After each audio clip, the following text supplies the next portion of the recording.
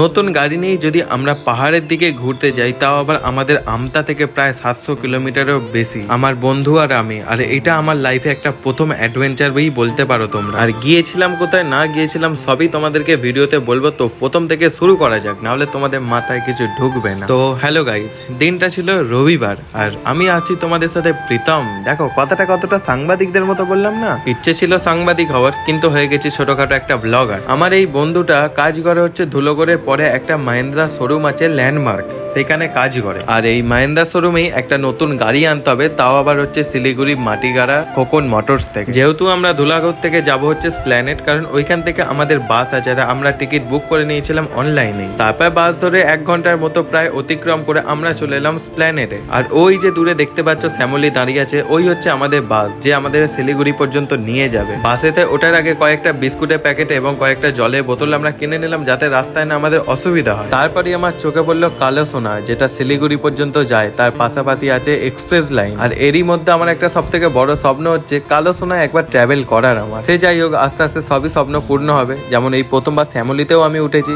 তেমনই পরে একদিন কালো সোনাতেও উঠবো আমি। যেহেতু আমার এই বন্ধুটার কাজ ছিল হচ্ছে শিলিগুড়িতে, সেই জন্য আমিও ওর সাথে চলে এসেছি একটু ঘোরার জন্য। আর সত্যি বলতে একটা মজার বিষয় হচ্ছে, এখানে আসতে আমার কোনো রকমই খরচা লাগেনি। যা করেছে এই বন্ধুটাই আমার জন্য খরচা করে গেছে। তো চলো আজকের মতো এইটুকুই, আবারও দেখা হচ্ছে পরের কোনো ভিডিও। ততক্ষণে রাধে রাধে লিখতে ভুলো না। আর কে কোথা থেকে আমার ভিডিও দেখছো অবশ্যই একটি কমেন্ট করে দিও।